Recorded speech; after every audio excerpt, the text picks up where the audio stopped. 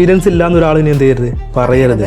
ഈ ഫ്രഷേഴ്സിനുള്ള ഒരു കോഴ്സാണ് നമ്മൾ ഇൻട്രൊഡ്യൂസ് ചെയ്തിട്ടുള്ളത്. അതായത് ഇപ്പോൾ ഒരു ഡിഗ്രി കംപ്ലീറ്റ് ചെയ്തു, അവർക്ക് സെയിൽസിലേക്ക് അല്ലെങ്കിൽ അവർക്ക് കുറേ കാര്യങ്ങൾ അവർ പഠിച്ചിട്ടുണ്ട്, അതിൻ്റെ കൂടെ കൊണ്ടുപോകേണ്ട ഒരു സംഭവമാണ് ഈ സെയിൽസ് സ്കിൽ എന്നുള്ളത്.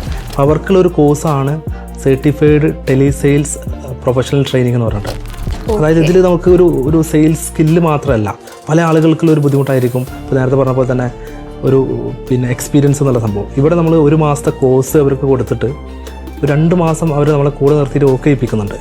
ഇൻറ്റേൺഷിപ്പ് എന്ന് പറയാം, അല്ലെങ്കിൽ ഒരു ട്രെയിനിങ് എന്നൊക്കെ പറയാം. അവർ ഓക്കെ ചെയ്ത് അവർക്ക് എക്സ്പീരിയൻസ് സർട്ടിഫിക്കറ്റ് കൊടുത്തിട്ടാണ് എന്ത് ചെയ്യുന്നത്, നമ്മൾ വിടുന്നത്. അതിൽ നല്ല ക്വാളിറ്റിയുള്ള ആളുകളെ നമ്മളെ കൂടെ നിർത്തുകയും ചെയ്യും. നമ്മൾ അത് കമ്പനിയിലേക്ക് ഹയർ ചെയ്യുകയും ചെയ്യും.